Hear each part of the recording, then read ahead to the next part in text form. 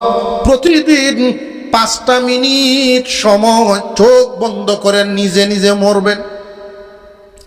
জায়নামাজে বসেই হোক, বিছানায় শুয়েই হোক, 5 মিনিট চিন্তা করবেন যে আপনি আমি মারা গেলে কি হবে, যে অন্যরা মারা গেলে যা হয় আমি মারা গেলেও তা হোক। অন্যান্য লোকেরা মারা গেলে যেই দৃশ্য দেখা যায়, মসজিদের মাইকে এলান হয় অমুক নেই, কয়টার সময় জানাজা হবে। এই দুনিয়ার মানুষ তোমার ইন্তেকালের পরেও তাই করবে। আত্মীয় স্বজন দৌড়াদৌড়ি করে, বন্ধু বান্ধবরা সব তোমার বাড়িতে জমা হবে। একজনের একজনকে বলবে, কালকে না দেখলাম ভালো মানুষ বাজারে ব্যবসা করলো, আজকে কেমনে বিদায় হয়ে গেল। বলা বলি করবে।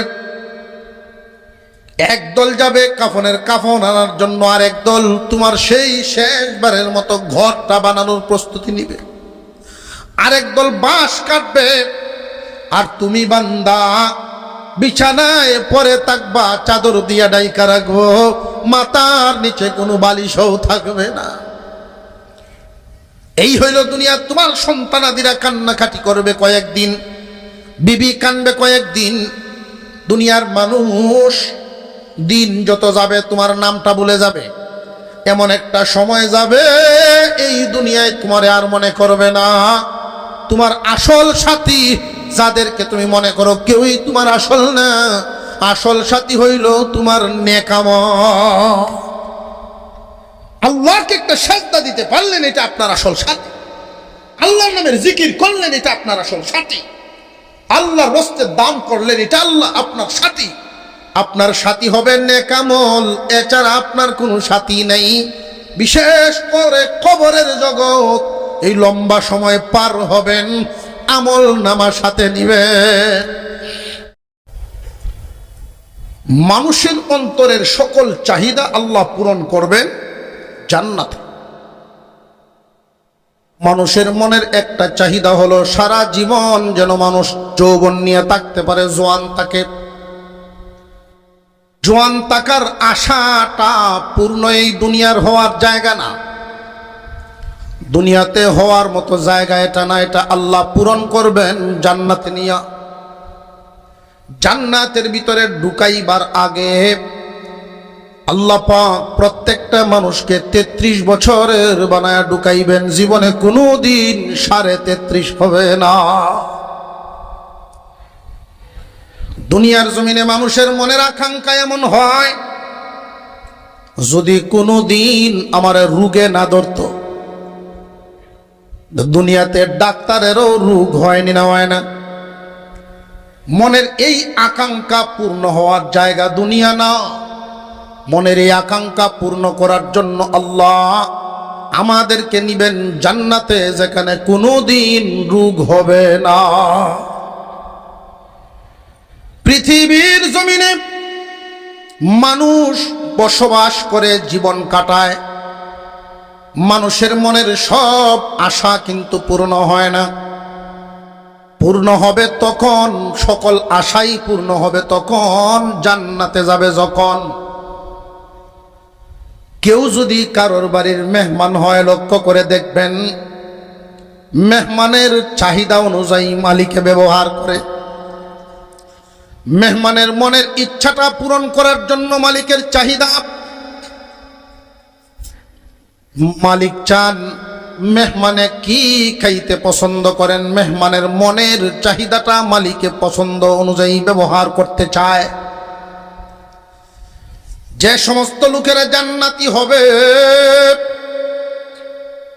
আল্লাহ পাক রব্বুল আলামিন এদের ব্যাপারে বলেন, ইন্নাল্লাযীনা আমানু ওয়া আমিলুস সালিহাতি কানাত লাহুম জান্নাতুল ফিরদাউসি নুজুলা। আল্লাহ জান্নাতীদেরকে মেহমান বানায় রাখবেন। মেহমান কি বানাইবেন? আমরা জান্নাতের মেহমান হইতে রাজি আসিনি। কারা কারা রাজি একটু দেখি তো। নারায়ে তাকবীর। তবে বুঝে লইয়েন, মেহমান কিন্তু দুনিয়ার জমিনের যে নিয়ম, মেহমান বেশি দিন থাকে না। মেহমান কি বেশি দিন থাকে? জামাইও যদি শ্বশুর বাড়ির যায় আর 3 দিনের বেশি হয়, শ্বশুরের সরাসরি কিছু না বললেও ফাঁক করে শাশুড়িরা গিয়ে কয় এবারে চাইছে কি তারে। ঠিক না ঠিক? আল্লাহ যে মেহমান বানাইবেন, জান্নাতের ভিতরে মেহমান বানাইবেন, আল্লাহ আমাদের মেহমান বানাবেন। ও আল্লাহ, মেহমান বেশি দিন থাকে না, আপনি আমাদেরকে কতদিন রাখবেন জান্নাতে? এই প্রশ্ন মানুষের অন্তরে আসবে বিদায়ী পরের আয়াতে আল্লাহ বলেন, খালিদিনা ফিহা লা ইয়াবগুনা আনহা হিওয়ালা। খালিদিনা ফিহা, চিরদিন। মেহমান কতদিন? চিরদিন। আল্লাহ পাক আমাদেরকে রাখবেন চিরদিন, মেহমান বানাইবেন। তাহলে এই কথা কেন বললেন যে দুনিয়ার জমিনে মালিকে, কর্মচারী আর মেহমান সবার অবস্থান সমান না, এক একজনের ব্যবহার এক এক রকম হবে। কর্মচারীর পরিশ্রম বেশি, খাওয়ার আইটেম কম। কর্মচারীর পরিশ্রম বেশি হয়, আরাম আয়েশের জায়গার অবস্থাটা কম। কোন গরিব মানুষের বাড়িতেও যদি কেউ মেহমান হন, সকালে নাস্তা করার পরে দুপুরে কি খাইবে এই চিন্তা মেহমানের না, এটা বাড়িওয়ালা। আল্লাহ রব্বুল আলামিন বুঝাইলেন, যারা জান্নাতি হবে আমি আল্লাহ এদেরকে মেহমান বানায়া রাখব। জান্নাত কিন্তু অনেক দূর। জান্নাত কি কাছে না দূরে? আমার মনে হয় এই মাঠে আলোচনা করেছিলাম জান্নাত কত দূর, কারণ এই মাঠে তো বেশ কত বছর যাবতীয় আসা হইতেছে। জান্নাত আমাদের প্রত্যেকের বাড়ি আছে জান্নাতে। নিজেদের ইচ্ছায় যেতে পারবো না, নিজেদের চেষ্টায়ও যেতে পারবো না। আল্লাহ পাক রব্বুল আলামিন আমাদেরকে জান্নাতে উঠাইবার জন্য বিশেষ একটা ব্যবস্থা করেছেন। এই ব্যবস্থা গ্রহণ করবে যারা, জান্নাতে উঠতে পারবে তারা। দুনিয়াতে লক্ষ্য করে দেখছেন, কোন একজন মানুষ যদি কুয়ার ভিতরে পড়ে যায়, গভীর অন্ধকার কুয়া, একটা মানুষ যদি সেই কুয়ার ভিতরে পড়ে যায়, সেখান থেকে উঠাইবার জন্য ব্যবস্থার দরকার আছে না নাই? উপর থেকে কিছু ছাড়তে হবে, যা ছাড়বেন বুঝে শুনে শক্ত করে ছাড়তে হবে। নিচে পড়নেওয়ালা লোকটায় ধরতে হবে, উপর থেকে আবার টানতে হবে। আল্লাহ পাক রব্বুল আলামিন আমাদেরকে বর্তমানে রাখছেন দুনিয়ায়, এই দুনিয়া থেকে জান্নাতে উঠাইবার জন্য। আমরা অনেক নিচে, জান্নাত অনেক উপরে। অনেক উপরে বলতে কি পরিমাণ উপরে? জমিন থেকে আসমান 500 বছরের রাস্তা। এই প্রথম আসমানটাই 500 বছরের রাস্তা। আসমানটা আবার পুরোও করা আছে 500 বছরের রাস্তা। বিল্ডিং এর ছাদ বানাই না, ছাদের একটা পুরুত্ব আছে 4 ইঞ্চি 5 ইঞ্চি। আমাদের মাথার উপরে আসমান নামক ছাদ মহান আল্লাহ পাক রব্বুল আলামিন বানাইছেন 500 বছরের রাস্তা পুরো করে। জমিন থেকে আসমান 500 বছরের রাস্তা, আসমানটা আরো পুরো 500 বছরের রাস্তা। তাহলে একটা আসমান আর একটা শূন্যস্থান 1000 বছরের রাস্তা। এই রকম আসমান আল্লাহ বানাইছেন 60টা। কয়টা? আল্লাযী খালাকা সাবআ সামাওয়াতিন তিবাকা। 60টা আসমান বানাইছেন আল্লাহ। প্রথম আসমানটা আমাদের মাথার উপরে আমরা যেটা দেখি, ওইটা আল্লাহ পাক বানাইছেন স্থির পানি দ্বারা। স্থির পানি দ্বারা বানিয়েছেন এই আসমান। দ্বিতীয় আসমানটা আল্লাহ বানাইছেন লোহা দ্বারা।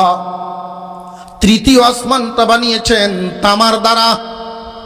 চতুর্থ আসমানটা বানিয়েছেন রূপা দ্বারা। পঞ্চম আসমান বানিয়েছেন স্বর্ণের দ্বারা। ষষ্ঠ আসমানটা বানিয়েছেন ইয়াকুত দ্বারা। সপ্তম আসমান মহান আল্লাহ বানিয়েছেন নূর দ্বারা। এই জমিন থেকে 7 আসমান, এর ভিতরে কিন্তু জান্নাত নাই। 7 আসমান, 7টা শূন্যস্থান, 7000 বছরের রাস্তা, এর ভিতরে জান্নাত নাই। তাহলে জান্নাত কি কাছে না আরো দূরে? জমিন থেকে 7 আসমান যত দূর, সপ্তম আসমান থেকে সিদরাতুল মুনতাহা আরো এত দূর। এই 14000 বছরের ভিতরে কিন্তু রাস্তা পাড়ি দিতে পারবো, কিন্তু জান্নাত নাই। এত দূর যাওয়ার ক্ষমতা কি আমাদের আছে নাকি? আমরা তো ওই প্রথম আসমানে যাইতে পারবো না। 500 বছরের রাস্তা, আমরার হায়াতেই তো 500 বছর নাই। এই জন্য আল্লাহ বলেন, তোমরা অনেক নিচে, জান্নাত অনেক উপরে। রে দুনিয়ার মানুষ, তোমাদেরকে উঠাইবার জন্য রশি ছাড়লাম আমি। ওই রশিটা শক্তও করলাম আমি। ধরবা শুধু তুমি, টান দিয়া উঠাইব আমি। 4 কাজের মাধ্যমে নিচের মানুষকে উপরে উঠানো যায়। কয় কাজের? উপর থেকে কিছু ছাড়তে হবে, যা ছাড়বেন শক্ত হতে হবে, নড়বড়ে হলে চলবে না। নিচ থেকে ধরতে হবে, আবার উপর থেকে টানতে হবে। 4 কাজের সমন্বয় নিচের মানুষটা উপরে উঠবে। মহান আল্লাহ পাক বুঝাইয়া দিলেন, বান্দা বান্দিরা, তোমরা দুনিয়া নামক জায়গায় আছো, জান্নাত উপরে। এই 4 কাজের 3টাই করলাম আমি। রশি ছাড়লাম আমি, শক্তও করলাম আমি। ধরবা শুধু তুমি, টান দিয়া আবার উঠাইব আমি। ওয়াতাসিমু বিহাবলিল্লাহি জামিআ। আল্লাহ বলেন, রে দুনিয়ার মানুষ, আল্লাহর রশিকে শক্ত করে ধরো। আল্লাহর রশিকে শক্ত করে ধরো। আল্লাহর রশি বলতে কি বোঝায়? রশি বলতে আল্লাহ পাক কুরআনুল কারীমের ভিতরে আয়াত নাজিল করে কি বুঝাইলেন? আলেমদের থেকে যদি এই ব্যাখ্যা না নেন, তাহলে ভুল পথে যাওয়ার সম্ভাবনা আছে।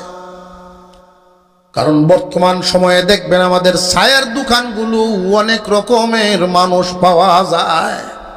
সার দোকান, সংসদ ভবনের মতো বহু ধরনের লোক, বিজ্ঞানী, বুদ্ধিজীবী, ডাক্তার, ইঞ্জিনিয়ার, কোন লোকের অভাব নাই।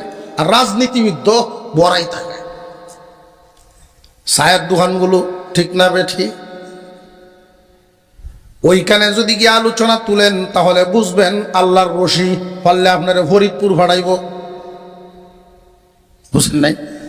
আল্লাহর রশি ধরার জন্য ভাড়াইব ফরিদপুর। আল্লাহ বুঝাইছেন একটা, বান্দা যদি বুঝে আরেকটা, তাহলে কি ঈমান থাকবে? সঠিক রাস্তা পাবে না ভুল পথে যাবে? বাচ্চা অসুস্থ হয়েছে, পাতলা পায়খানা করতে করতে নরম আদামরা, নিয়ে গেল ডাক্তারের কাছে। ডাক্তার বলেন, আনছেন তো এমন এক টাইমে আদামরা বানাইয়া, পাতলা পায়খানা করতে করতে আদামরা। তো নেন, এই সিরাপটা ভালো করে খাওয়ান। তবে খাওয়ানোর আগে জাকি দিয়ে নিয়ে। আধা রাস্তা তাইসা স্বামী স্ত্রীকে জিগায়, সারে যে কইল জাকি দেওয়ার কথা, তুই কি বুঝছস? কয়, আমি বুঝছি, আমি ধর্ম আতো, তুমি ধর্ম ভাও। ধরে বাচ্চারা জাকি দেয়ার ভরে খাওয়া নিস।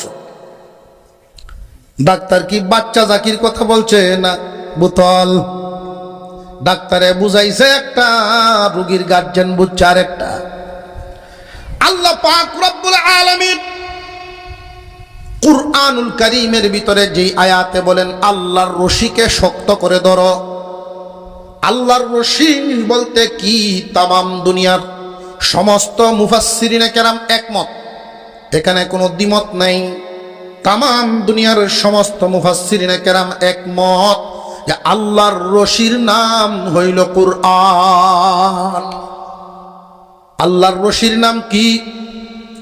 কুরআন ছাড়ছেন যিনি, উনি ঘোষণা দিলেন, রশি ছাড়লাম আমি, এই রশি শক্ত করলাম আমি।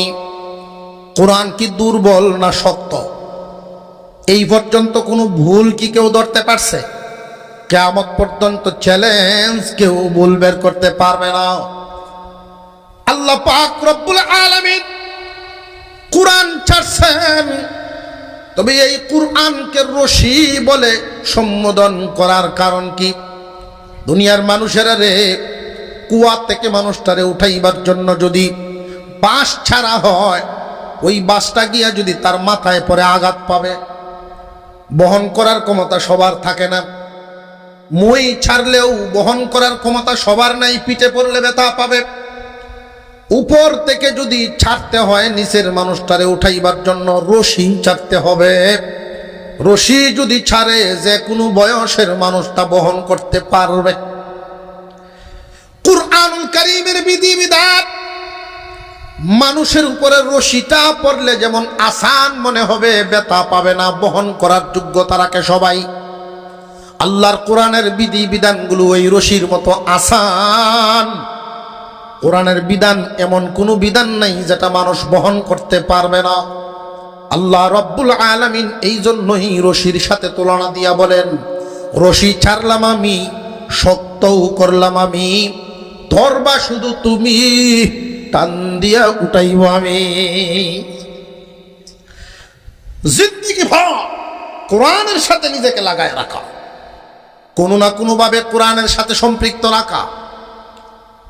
কোরআনুল কারীম সহি শুদ্ধ যারা পারেন, তিলাওয়াতের মাধ্যমে কোরআনের সাথে সম্পর্ক করা। সহি শুদ্ধ তিলাওয়াত জানেন না, অন্তত কয়েকটা সূরা তো জানেন। কোরআনুল কারীমের এই সূরাগুলো বেশি বেশি তিলাওয়াত করে সম্পর্ক রাখা। কোরআনুল কারীমের মাদ্রাসা যেখানে হয়, ওই মাদ্রাসার সাথে কোনো না কোনো ভাবে নিজেকে জড়ায় রাখা, কোরআনের সাথে সম্পর্ক রাখা। যেই ঘরের মধ্যে আল্লাহর কালামের তিলাওয়াত হয়, মহান আল্লাহ এই ঘরওয়ালাদের রিজিকের জিম্মাদারি উঠায় নেন। 5 ওয়াক্ত নামাজ আর কোরআন তিলাওয়াত যারা আদায় করবে, আল্লাহ পাক রব্বুল আলামিন এদের জন্য এতটাই দরদি হন, কম কষ্টে এদের রিজিকের ফয়সালা করে দেন। সারা জিন্দেগি বল কোরআনের সাথে সম্পর্ক রাখবো, রাজি আছি ইনশাল্লাহ? কারণ কোরআন ছাড়া জান্নাতে যাওয়ার সুযোগ। আমাদের আসল বাড়ি, প্রত্যেকের আসল বাড়ি কোথায়? আরো জোরে কোন। এই দুনিয়ায় একদিন ছিলাম না, একদিন থাকবো। একদিন ছিলাম না, একদিন থাকবো না, এই কথাটা আবু জেহেলেও কইতো। দুনিয়া থেকে যে বিদায় হওয়া লাগবে, এই বিশ্বাস প্রত্যেকের আছে না নাই? বিভিন্ন মাসলা মাসাইল নিয়ে দুনিয়াতে দ্বিমত আছে, মতানৈক্য পাওয়া যায়, কিন্তু মরার মাসলায় সব একমত। মরার মাসলায় কোনো দ্বিমত শুনছেন জীবনে? যে মরণ লাগতেও পারে, নাও লাগতে পারে, এরকম কোনো কিছু আছে না? নিশ্চিত। তাহলে বোঝা গেল মরতে হবে, এতে কোনো সন্দেহ। এখন বুঝার দরকার মরার পরের অবস্থাটা কি। একটা জায়গার নাম কবরের জগৎ। এই জগৎটাকে বলা হয় আলমে বারজাখ। বারজাখুন শব্দের অর্থ হলো পর্দা। বারজাখুন শব্দের অর্থ হলো আড়াল দেওয়া। বারজাখুন শব্দের অর্থ হলো ডাকনা। অর্থাৎ কিসের পর্দা, কিসের ডাকনা, কিসের আড়াল। সঙ্গীতে আমার মোহব্বতের মানুষ মুস্তাকিম ভাই একটা গজল কইসা শুনছেন? কবরের জগৎ সম্পর্কে কিছু স্মরণ শুনায় দিছেন। কবরের জগৎ আমাদের চোখের আড়াল আর হাসরের মাঠে উঠার আগের জায়গা। হাসরের ময়দান আর দুনিয়া এর মাঝখানের জায়গাটাই হলো কবরের জগৎ। এটা আল্লাহ কোথায় রাখছেন একমাত্র আল্লাহ জানেন। আল্লাহু আ'লাম, আল্লাহই জানেন। কবরের জগৎ যে একটা আছে এই বিশ্বাস আমাদের অন্তরে আনার নাম হলো ঈমান। কবরের জগৎ আছে না নাই? আরো জোরে কোন মুসলমান ইমানদার ভাইরা আমার, এই কবরের জগৎটা এতটাই ভয়ঙ্কর, এইখানে কোনো সাথী নাই, কোনো উসিলা চলে না। হাসরের মাঠ, হাসরের ময়দান, ওইখানে আলেম হাফেজের মা বাপ যদি হয়, তাদের মাথায় নূরের টুপি পরানো হইব। এটা কোন জায়গায়? কবরে না হাসরে? কবরে কিন্তু হাফেজ আলেমের মা বাপ পরিচয় দিলে কাজ হবে না। কবরের জগৎটা এত নিঃসঙ্গ জগৎ, এইখানে কোনো সাথী সঙ্গীর তুয়াক্কা চলে না, এইখানে কোনো উসিলা চলে না যে আমি অমুক পীরের মুরিদ চলবে না, আমি অমুকের পিতা চলবে না। হযরত আলী রাদিয়াল্লাহু তাআলা আনহু, ফাতেমা রাদিয়াল্লাহু তাআলা আনহা, দুইজনের মধ্যে আলোচনা চলতেছে। ফাতেমা রাদিয়াল্লাহু তাআলা আনহা বলেন, কবরের জগৎ তো বড় অত্যন্ত ভয়ঙ্কর একটা জায়গা। এই কবরের জগতে যদি আমি যাই, কবর নিয়ে বড় ভয় হয়। আমি যদি বলি, রে কবর তুমি আমার চিনোনি, আমি হলাম আল্লাহর পয়গম্বরের পছন্দের সাহাবী, যার ব্যাপারে নবীজি বলেছেন আসাদুল্লাহিল গালিব, আল্লাহর বিজয়ী বাঘ, জিহাদের ময়দানে যিনি জানবাজের সাথে জানবাজি রেখে যুদ্ধ করেছেন, এমন একজন সাহাবীর বিবি আমি। কবর কি আমারে ছাড় দিবে না? হযরত আলী বলেন, না, ছাড় দিবে না। স্বামী হ্যাঁ যদি আমি বলি, আমি হাসান এবং হুসাইন, যেই দুই ভাই জান্নাতের যুবকদের সর্দার হবে, আমি তাদের আম্মা, কবর কি আমারে ছাড় দিবে না? হযরত আলী বলেন, না, ছাড় দিবে না। তাহলে আমি যদি পরিচয় দিই আমি বিশ্বনবী রাহমাতুল লিল আলামিনের কলিজার টুকরা দরের মেয়ে ফাতেমা, তবু কি আমাকে ছাড়বে না? হযরত আলী বলেন, ফাতেমা ওইখানে আল্লাহর রসুলের পরিচয় কবর গ্রহণ করবে না। কবরের কোনো কানই নাই। কবর শুধু একটা জিনিস জানে, তার সাথে কি আমল নিয়ে আসছে সেটাই শুধু কবরে দেখবে। কবরের জগৎটা এটা এমন একটা জগৎ, আল্লাহর রসুল বলেন, দুনিয়ার জমিনের পরে মানুষের চোখের আড়াল হয়ে যায়। মানুষ যখন মানুষকে মাটি দিয়া দেয়, আপনজন মারা গেল, মাটি দিলাম, আর চোখে দেখি না, চোখের আড়াল হয়ে গেল, আর দেখা হবে না। আরেকবার হাসরের মাঠে উঠলে সেখানে হাসরের ময়দানে সাক্ষাৎ।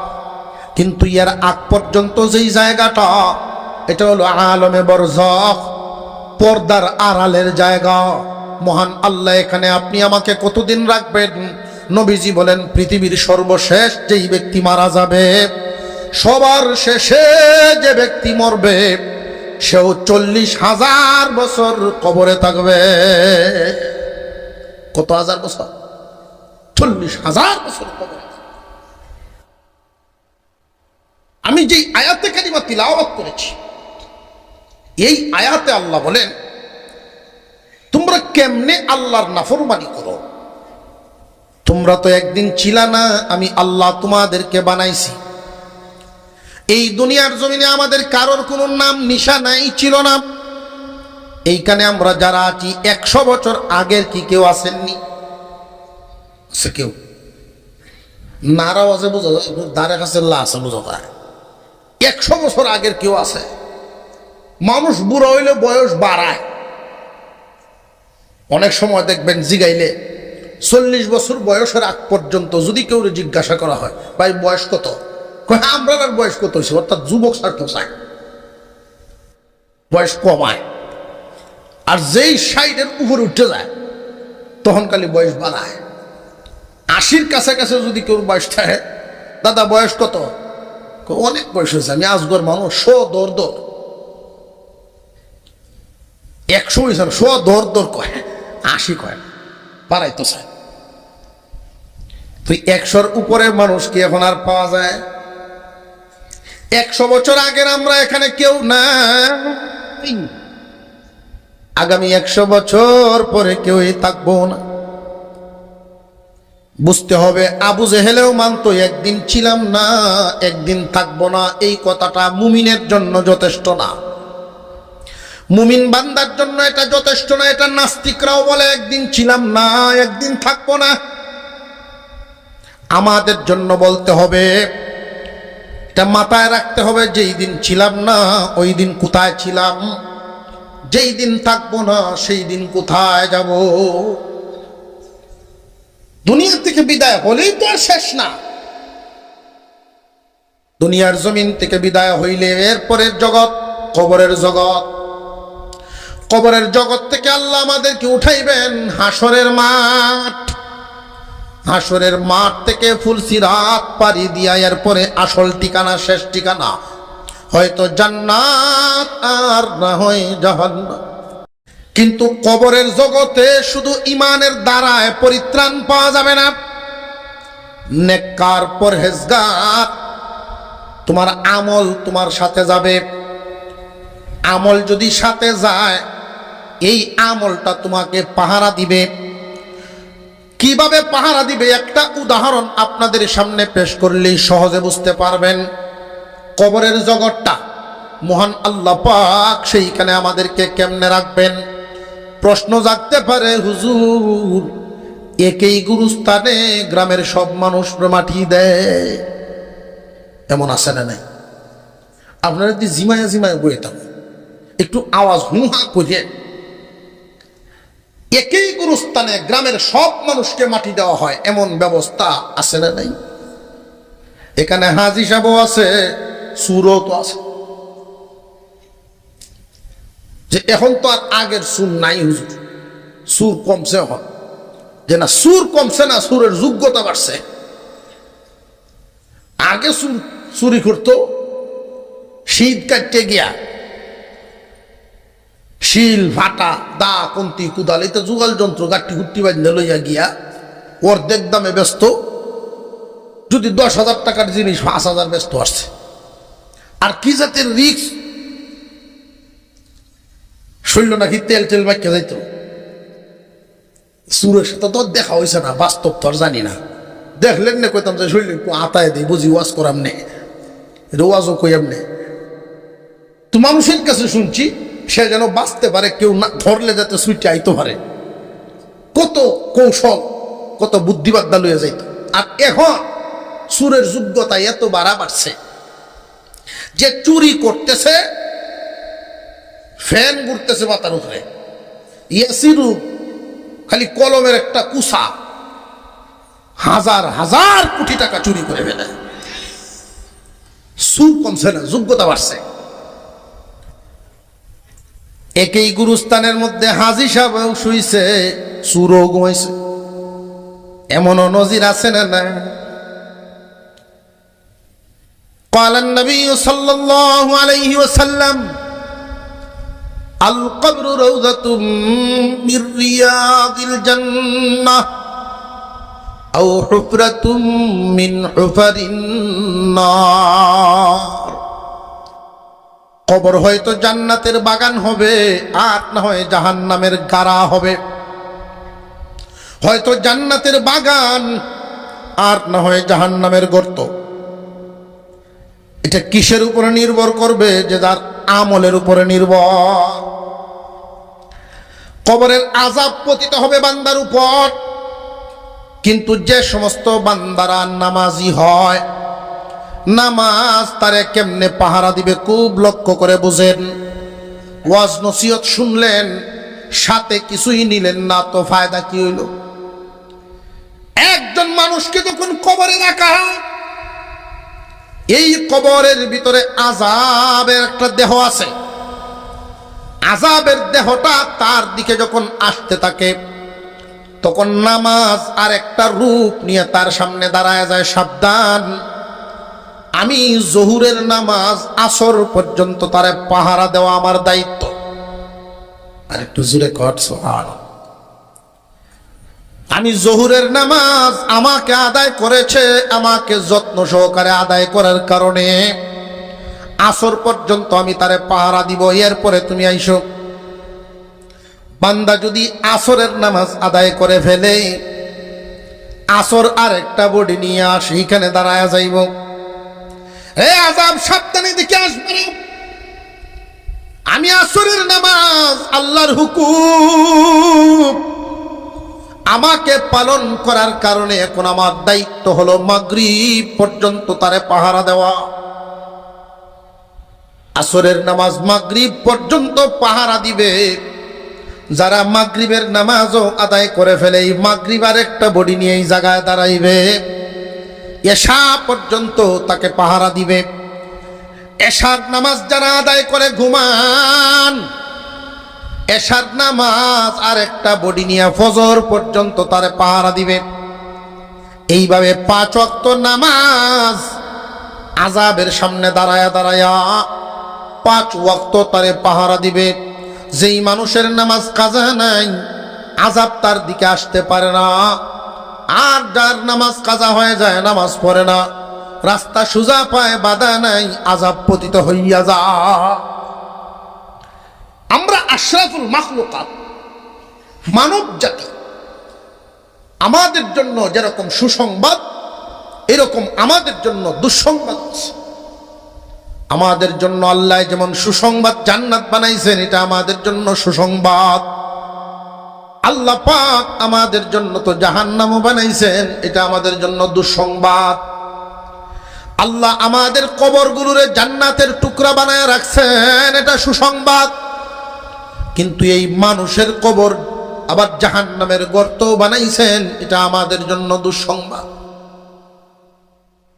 সর্বপ্রথম যেই বিপদের সম্মুখীন হব, মালাকুল মউত। এই মালাকুল মউত কারোর জন্য জান্নাতের সুখের মরণ, এটা সুসংবাদ। কারোর জন্য হবে দুঃখের মরণ, এটা দুঃসংবাদ। হুজুর আকরাম সাল্লাল্লাহু আলাইহি ওয়াসাল্লাম বলেন, কোন মানুষের মরণ হবে বড় ভালো মরণ। যে সমস্ত বান্দারা জান্নাতি আমলওয়ালা, এই জান্নাতি মানুষদের মরণ হবে এত আসানে, এত আসানে। একটা শিশুকে যদি মার কুল থেকে বাবার কুলে নেওয়া হয়, বাবার কুল থেকে আবার মার কুলে নেওয়া হয়, এই শিশুর যেমন কোনো কষ্ট হয় না, আরামসে মার কুল থেকে বাবার কুলে যায়, বাবার কুল থেকে মার কুলে যায়।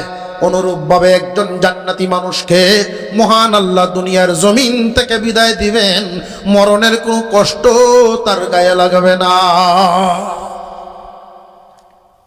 পক্ষান্তরে লোকটা যদি জাহান্নামী হয়, দুঃসংবাদ হলো, আল্লাহর পয়গম্বর বর্ণনা করেছেন, একটা প্রাণীকে যদি জবাই না করে জিন্দা প্রাণীর চামড়া ছিলানো হয়, এই প্রাণীটার যত কষ্ট হবে, এর চাইতে দ্বিগুণ কষ্ট দিয়ে তারে জাহান্নামী এই দুনিয়ার জমিন থেকে বিদায় করা হবে, জান বের করা হবে।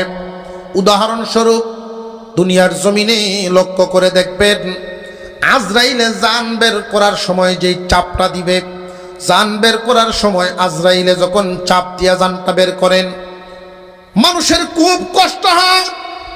জান্নাতি বান্দা তাকেও চাপ দিয়েই জান বের করে, জাহান্নামীকেও চাপ দিয়েই জান বের করা হয়। কিন্তু জান্নাতির চাপটা লাগে না, আল্লাহর পক্ষ থেকে বিশেষ ব্যবস্থার মাধ্যমে তারে আসান করা হয়। কেমনে? আপনাদের অসুবিধা হইতেছে না তো? এটা একটা উদাহরণস্বরূপ। মানুষের হাত পা কাটে, আমাদের সমাজে এমন হয়নি না, হয়নি, একটু বেশি কাটলে হাসপাতালে নেওয়ার লাগে। ইমার্জেন্সিতে যখন নেই, যেই লোকের হাত পাও কাটছে, দুর্ঘটনা ঘটছে, কাটতে গেছে, রক্ত দেখতেছে আর কাঁদতেছে। রক্ত দেখলে সবাই তো সমান না। ডাক্তার দেখেই বলছেন যে শিলি তো লাগবো 5টা শিলি লাগবো। সাথে যারা নিছেন হ্যাঁ ঠিক আছে সুস্থ করেন, শিলি করে, যেই দেখা যায় সুই কেঞ্চি যুগাল যন্ত্র বাইর করতেছে, যুগাল দেখে ওই রুগী শিক্ষায় শুরু করছে, না গো না গো শিক্ষায় শুরু করে। তো যারা সাথে নিচে যা তাদের ধরছে, বড় দুঃখ হইতে না, দুঃখ হইতে না, দুঃখ হইতে। ডাক্তার সাহেব বলেন ইঞ্জেকশন আনেন 2টা। ইঞ্জেকশন আইনে সাইডে পুশ করছে। এরপরে দেখা যায় সুই ঢুকাইতেছে, সেলাই করতেছে ডাক্তার, আর রুগী তাকায় দেখে কিন্তু ব্যথা পায় না। আছে না নাই? এমন হলো কেন? সুইয়ের কি পাওয়ার কমে গেছে? সুইয়ের পাওয়ার টিকেই রয়েছে, ইঞ্জেকশনের মাধ্যমে ব্যবস্থা গ্রহণ করা হয়েছে। ঠিক তেমনি ভাবে একজন জান্নাতীকে যখন দুনিয়া থেকে বিদায় করা হবে,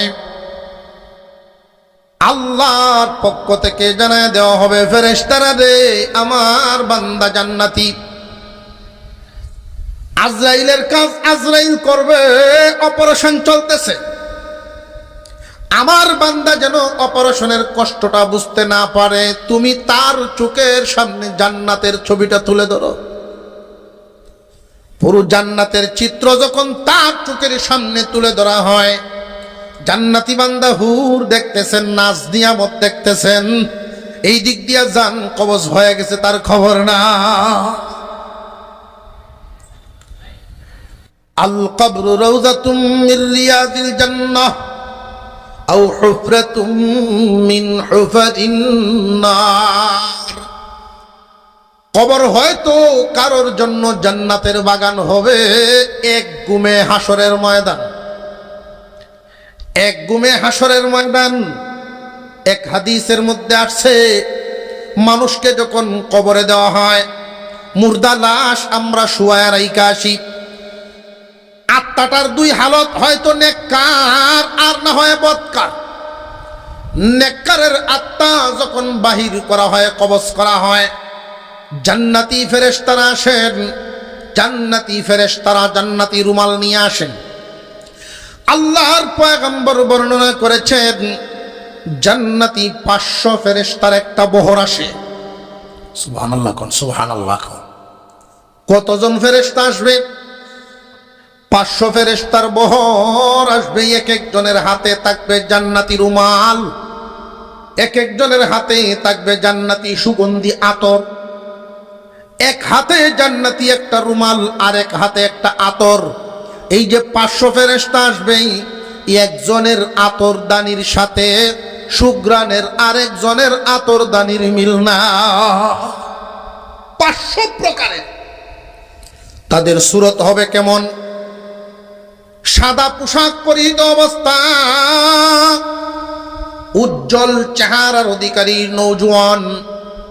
এইরকম 500 ফেরেশতা যেই মাত্র বান্দার সামনে আসবে, এমনি সালাম দিয়া মুস্কি একখান হাসি দিবে। মরণের আগ মুহূর্তে নেককারেরা মুস্কি হাসি দিবে, ফেরেশতা দেইকায় মুস্কি একখান হাসি দিবে, ডান দিক দিয়া তাকায়া, ডান সাইডে দিয়া আইসা দাঁড়াইয়া তারে সুসংবাদ শোনানো হবে, চলেন দুনিয়ার সফর তো শেষ হয়ে গেল, এবার চলে। কোথায় যাব? আল্লাহ আপনার জন্য যে চির শান্তির জায়গা বানায় রাখছেন জান্নাত, জান্নাতের সংবাদ শুনেই প্রস্তুত হয়ে যাবে। অপারেশন চলবে, জান্নাতি রুমালের মধ্যেই আত্মাটারে বেটন করে সুগন্ধি লাগাইয়া যখন উপরের দিকে নিতে থাকবে, আসমানের ফেরেশতারা সাথে সাথে দরজা খুলে দিবে। এই নেককারের আত্মা নিয়া আরো উপরের দিকে যাইতে থাকবে। দ্বিতীয় আসমানের ফেরেশতারা দরজা খুলে দিবে, আরো উপরে উঠতে থাকবে নেককারের আত্মা নিয়া। তৃতীয় আসমানের ফেরেশতারা আসমানের দরজা খুলে দিবে। এইভাবে 7 আসমান উপরে যখন উঠবে, ফেরেশতারা জিজ্ঞাসা করবে, কাকে নিয়ে আসছো? আজরাইলের সাথী সঙ্গী জান্নাতি ফেরেশতারা বলবে, দুনিয়ার জমিনের অমুকের সন্তান অমুক নেককারের জীবন যাপন করার কারণে, জান্নাতি হওয়ার কারণে আল্লাহ তার প্রতি খুশি হইয়া মহান আল্লাহ আমাদেরকে দিয়া জান কবজ করাইছেন। আল্লাহ পাক রব্বুল আলামিনের দরবারে নিয়ে হাজির হবে।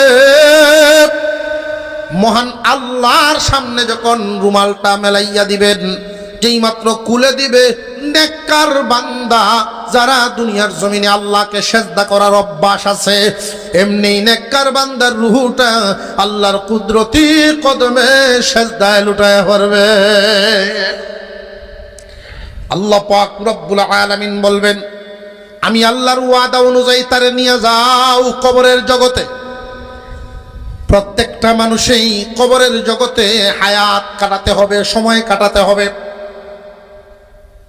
যেই মাত্র এই কবরের জগতে আবার নেওয়া হবে, আইনা জিন্দা করা হবে, কবরের জগতে একটা বডি দেওয়া হবে, এই কবরের জগতে ঢুকানোর পরেই নেককার জিন্দা হইয়াই দেখবে নেককারের জন্য তার কবরটা কি পরিমাণ প্রশস্ত হবে।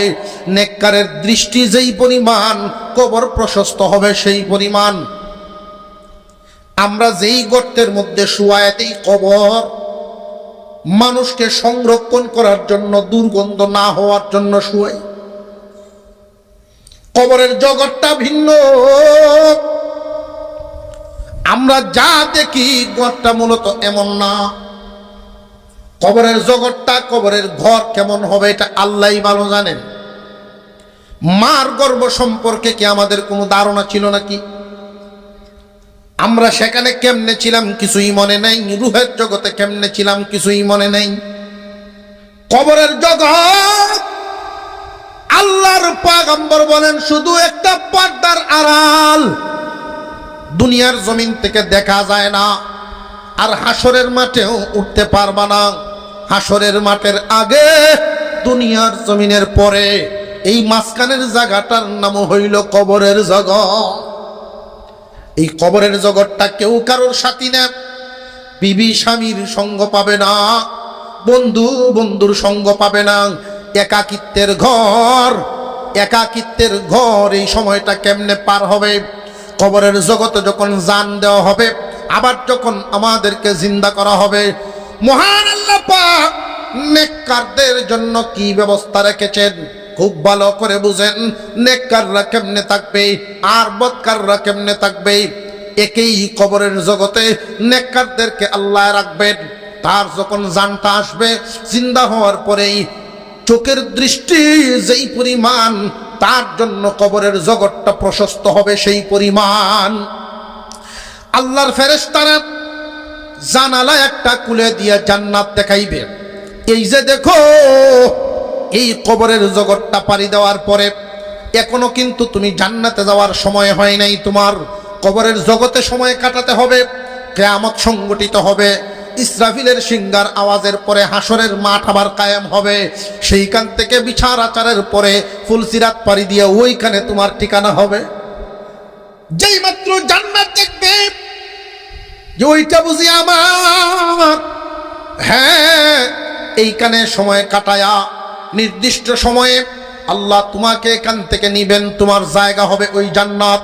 তখন কবরের জগতে জান্নাতের সুখ শান্তি অনুভব করবে। এটা কিন্তু জান্নাত না, দুনিয়াও না, দুনিয়াও না, জান্নাতও না। এর মাঝখানে জান্নাত দেখাইবে, পিছন দিয়ে আর একটা জানালা খুলবে। ওই যে দেখো, আল্লাহর হুকুম মেনে তুমি চলার কারণে জাহান্নামের আযাব দাউ দাউ করে জ্বলতেছে। আল্লাহর হুকুম মানার কারণে এই জাহান্নামের কঠিন শাস্তির থেকে তুমি বাইচা গেছো। তখন বান্দা মনের ভিতরে আর একটু সুখ পাবে। জাহান্নাম থেকে বাঁচছে, আযাব থেকে বাঁচছে। দুনিয়ার জমিনে মামলা সাজার থেকে বাঁচার পরে, অশান্তির থেকে উদ্ধার হওয়ার পরে মনে প্রশান্তি আসেনি না? আসে না? কারবার তৈল অন্তরের সাথে। অন্তরকে সুখী করার জন্যই তো আল্লাহ জান্নাত দিবেন। সুখের সম্পর্ক কি বডির সাথে না অন্তরের সাথে? আর একটু জোরে কর। সুখেই বলেন দুঃখ বলেন, সুখের দুঃখের সম্পর্ক কিন্তু বডির সাথে। এজন্য দেখবেন দুনিয়ায় 5 তলা বিল্ডিং এর উপর এসি রুমে ঘুমায়, এরপরেও ঘুমে ধরে না, মনও শান্তি নাই। বউর সাথে কাজিয়ে বলে শান্তি আছে। আর যদি মনে শান্তি থাকে, রেল লাইনও ইট মাথার তলে দিয়ে ঘুমাইতেছে, নাক ডাকিয়া। আছে না নাই? তো শান্তির সম্পর্কটা এটা দেহের সাথে না, অন্তরের সাথে। কবরের জগতে যখন নেওয়া হবে, জাহান্নামের অবস্থা দেখাইয়া বলা হবে এই জাহান্নামের আগুন থেকে তুমি মুক্তি পাইছো আমলের কারণে, এই জান্নাত হবে তোমার জায়গা। এখন তুমি একটা ঘুম দিবা। এই যে কবরের জগৎ, প্রশস্ত জায়গায় এক ঘুমে ঘুমাইব, আল্লাহ তারে এক হালতের মধ্যে আরামে রাইখা দিবেন হাসরের মাঠের আগ পর্যন্ত। আর একটু জোরে কন্যা সুবহান। পক্ষান্তরে জাহান্নামীরার অবস্থা হবে ভিন্ন। কবর তারে চতুর্দিক থেকে চাপ দিবে, এত কঠিন চাপ, একদিকের হার আরেক দিক নিয়ে ঢুকায়া দিবে। এত কঠিন, এত সংকীর্ণ হবে কবরের জগৎটা। চিল্লাইলেও তো কোনো সাহায্যকারী নাই, আপনজন বলতে কেউ নাই, সে একা থাকবে। জান্নাত দেখানো হবে, এই যে জান্নাতের নিয়ামত থেকে বঞ্চিত হইছো, এই যে জাহান্নাম, সেখানে তোমার ঠিকানা হবে। এই কবর থেকে উঠার পরে যখন তাকে শাস্তি দেওয়া হবে, একজন ফেরেশতা এসে তারে হাতুড়া দিয়ে আঘাত করবে, সাথে সাথে কবরের জগৎ, কবরটার ভিতরে তার আগুন জ্বলবে, দাউ দাউ করে জ্বলতে থাকবে, আগুনে পুড়বে। শাস্তি ভোগ করতে করতে এক সময় অতিষ্ঠ হইয়া জিজ্ঞাসা করবে, আর কত হাজার বছর থাকতে হবে, আর কতক্ষণ থাকতে হবে, আমি এই আযাবের মধ্যে কত বছর কাটাইছি। আল্লাহর ফেরেশতারা বলবে, তুমি আযাবের মধ্যে কত বছর কাটাও নাই, এক ওয়াক্ত নামাজ থেকে আরেক ওয়াক্ত নামাজ পর্যন্ত শুধু কাটাইছো। জোহরের নামাজ ছাড়িয়া দিছিলা, এই আযাব এতক্ষণ গেল। এখন শুরু হবে আসরের নামাজ ছাড়ার আযাব মাগরিব পর্যন্ত। যদি নামাজ আদায় করো, কবরে তোমারে পাহারা দিবে। নামাজ যদি ছাড়িয়া দাও, আযাব তোমার উপরে পতিত হবে। মুফাসসিরিনে কেরাম কবরের জগৎটা মানুষকে বুঝানোর জন্য আরো সহজ উদাহরণ দিয়েছেন যে একই কবরে আমরা দাফন করি, একই গ্রামে, এক গ্রামের মানুষ সব এক জায়গায় দাফন করা হয়, তাহলে এদের জন্য আলাদা ব্যবস্থা কেমনে হবে? পাশাপাশি কবরের জগৎ, দুইজনের অবস্থা দুই রকম কেমনে? একটা রুমের ভিতরে দুইজন মানুষ যখন ঘুমায়, এমন দৃশ্য আছে না নাই? রুম একটা, ঘুমাইছে দুইজন মানুষ, একই রুমের ভিতরে দুইজন। একজন স্বপ্নে দেখেন বাঘে তারে দৌড়ায়, স্বপ্নে ঘামতেছে আর দৌড়তেছে, ঘামতেছে আর দৌড়তেছে, দৌড়াইতে দৌড়াইতে নিয়ে গাছের উপরে তুলছে, বাছার জন্য গাছে উঠল। ওই গাছের উপর থেকে একটা বিষাক্ত সাপ আবার নামতেছে তার দিকে। এই মানুষটা যে ঘুমাইতেছে আমরা দেখতেছি রুমের ভিতরে, উপরে উপরে ফ্যান চলতেছে, আমরা দেখতেছি ঘুমে। তার ঘুমটা কি আরামের ঘুম না কষ্ট হইতেছে? স্বপ্নে যে দেখতেছি এই হালত, তার অন্তর কিন্তু খুব কষ্টে আছে। পাশাপাশি বিছানায় আরেকজন ঘুমিয়ে আছে, উনি স্বপ্নে দেখেন ফুলের বাগানে আল্লাহর বান্দা ঘুরে, অনেক ধরনের ফল গাছ, ইচ্ছা মতে ফল নিতে পারে, খাইতে পারে, বিবি শরবতের গ্লাস সাথে নিয়ে ঘুরে।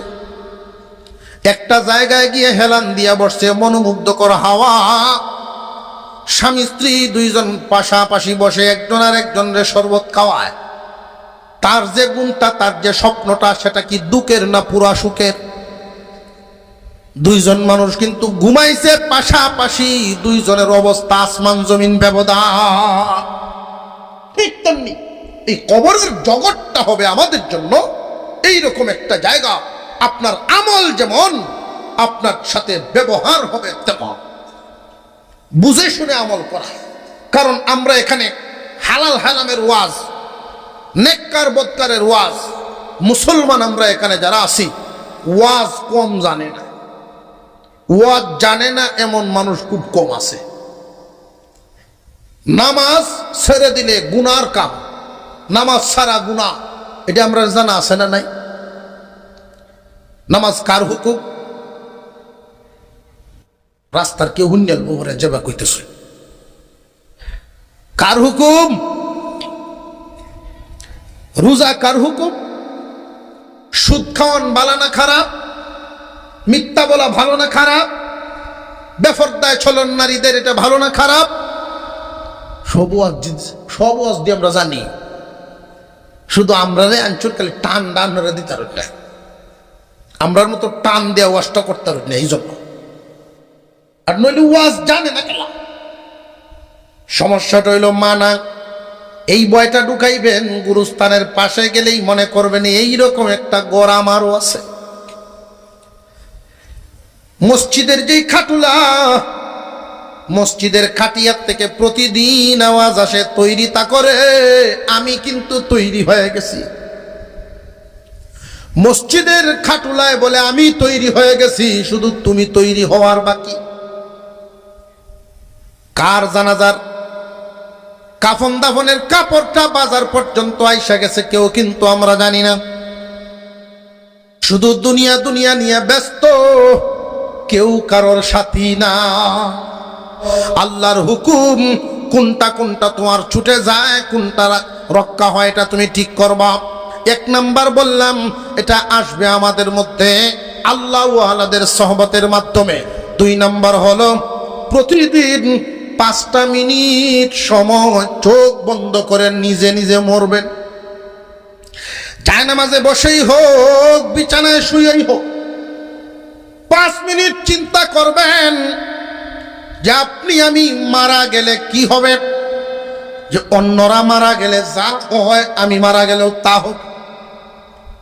অন্যান্য লোকেরা মারা গেলে যেই দৃশ্য দেখা যায়, মসজিদের মাইকে এলান হয় অমুক নেই, কয়টার সময় জানাজা হবে। এই দুনিয়ার মানুষ তোমার ইন্তেকালের পরেও তাই করবে। আত্মীয় স্বজন দৌড়াদৌড়ি করে, বন্ধু বান্ধবরা সব তোমার বাড়িতে জমা হবে। একজনের একজনকে বলবে, কালকে না দেখলাম ভালো মানুষ বাজারে ব্যবসা করলো, আজকে কেমনে বিদায় হয়ে গেল। বলা বলি করবে। একদল যাবে কাফনের কাফন আনার জন্য, আর একদল তোমার সেই শেষবারের মতো ঘরটা বানানোর প্রস্তুতি নিবে। আরেক দল বাঁশ কাটবে, আর তুমি বান্দা বিছানায় পরে থাকবা, চাদর দিয়া ডাইকা রাখবো, মাথার নিচে কোনো বালিশও থাকবে না। এই হইল দুনিয়া। তোমার সন্তানাদিরা কান্নাকাটি করবে কয়েকদিন, বিবি কানবে কয়েকদিন। দুনিয়ার মানুষ দিন যত যাবে তোমার নামটা ভুলে যাবে। এমন একটা সময় যাবে এই দুনিয়ায় তোমার আর মনে করবে না। তোমার আসল সাথী যাদেরকে তুমি মনে করো, কেউই তোমার আসল না। আসল সাথী হইল তোমার নেকামল। আল্লাহকে একটা সাজদা দিতে পারলেন, এটা আপনার আসল সাথী। আল্লাহর নামের জিকির করলেন, এটা আপনার আসল সাথী। আল্লাহর রাস্তায় দান করলেন, এটা আল্লাহ আপনার সাথী। আপনার সাথী হবে নেকামল, এছাড়া আপনার কোনো সাথী নেই।